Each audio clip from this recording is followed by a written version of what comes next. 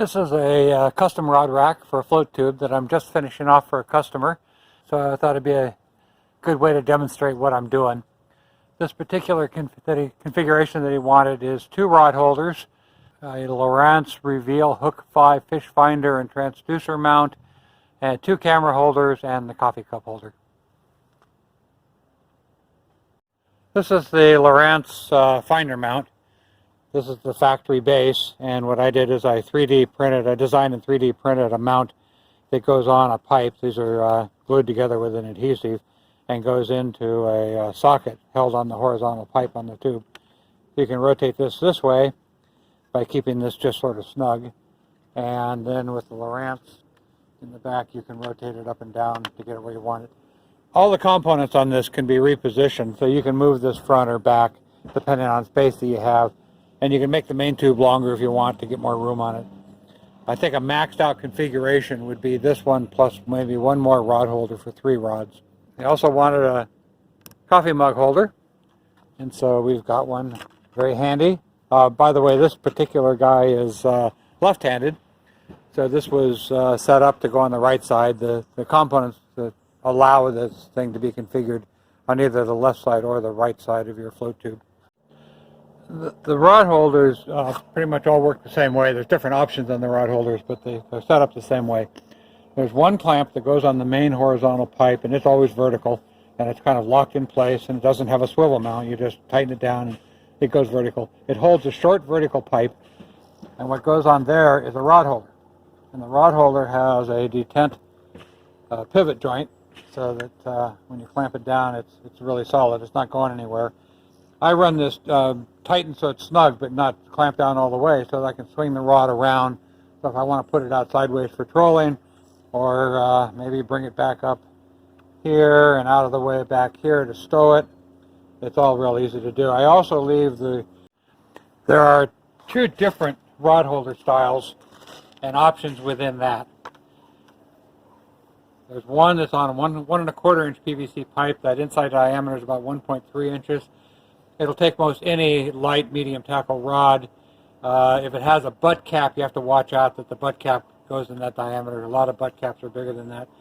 It's slotted for a fly rod, but a spinning rod or a bait caster works perfectly fine. With the reel would end up sitting up here instead of sliding on in. The other style is 1.5 inch PVC pipe. This customer is not a fly fisherman, so he wanted it unslotted. It's marginally stronger, but I think the slotted pipes are perfectly strong as well. I made it just a little bit longer because he fished heavier tackle with longer butts on it. These are compatible. They have exactly the same fitting here, and so they screw onto the rod holder base in the same way. So here I'm showing a fly rod in one of the 1 1/4 inch slotted holders, and it's very convenient. Drops right in and holds the thing pretty securely. I leave these, as I said, snug so that I can also rotate the reel around depending on which orientation I have the holder itself. Sometimes I want the reel in a different position. And here we go with a spinning reel, and it goes in. It doesn't actually drop into the slot, it stays above it.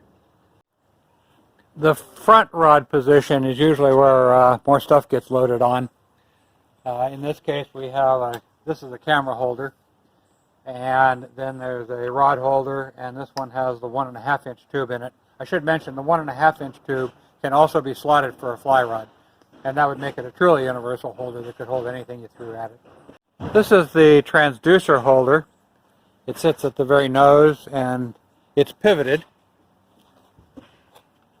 So when you're landing the boat, you can just unloosen that and swing this up out of the way so that it's not in the water. And then you can also, of course, tilt it back. This is a Lowrance split shot transducer. I think a triple shot would also fit on the same fitting, or I could make a custom one for you. So this goes back down here. The cable for the transducer is long, and I hate long cables being in the way. So the transducer cable actually goes into this entry here on the tube. There's a fitting on the end of the tube that's notched. This works like a bicycle handlebar fitting. You unscrew this, and push on the screw. That pops it loose, and this would slide out. And so what we have is fingers and a wedge. And so when you tighten this screw here, it pulls that in and clamps this in place. So I'll show you the cable here. So the cable, I just doubled back and forth on itself and tied it with twist ties, and it fits inside this pipe, and that was by design. Okay, so you got to fold it up to so shorter than the overall length, and leave yourself a little bit of slack here. Then you take your end cap fitting and back the screw. You'll see there's two slots and two wide sections of grooves here, and you want to make sure this all lines up. And so you just push one of the cables in on one side, push the other cable into the grooves on the other side, keep your finger on the screw, slide it in, and then you tighten this down a little bit. Doesn't have to be much because there's no pressure on it. Okay, that's it. Don't over tighten it because you could break things, but just enough that it's snugly in place. There's another cap just like that at the other end that doesn't have the notches. So that keeps the cable out of the way, and then it's used with zip ties along the way to get it up to the fish finder. This is the front camera holder. It's on the same sort of swivel as the rod holders are. So there's a knob here, which if you unloosen it, well, let me get this thing down where it would be when you're fishing. So you can adjust the angle of the rod going out to the camera. And then this one is clamped in place instead of with screws with a knob so that it's easy to pull it out. And now you can use this like a selfie stick, or you can shove it underwater and take an underwater shot and then put it right back into the holder. The tube is a little over 2 feet long, and it's actually capped at one end so that it's watertight, so that if you dropped it in the water, the whole thing with a camera on it actually will float. This is the ball swivel in the GoPro mount at the end of the camera tubes. It's a 2-ball swivel, and then I make a GoPro adapter with a bubble level so that you can get things level to the horizon, and it comes with a GoPro screw. So it's missing the actual GoPro case and the GoPro camera itself. This is a 1/4 20 threaded nut in here, so this alone would go on any tripod, so you could use this separately. This is a 1/4 20 threaded stud, so anything you can bolt into this hole, like a ram mount, for instance, a ball mount, anything on a 1/4 inch 20 thread would go into that hole. So the final thing I want to demonstrate here are the bungee cords and how they work. They're on the curved descenders. These wrap around the tube. These curved descenders, by the way, are hinged, so you can take them off and put them back on to relocate them or flip them around. There's 2 screws here.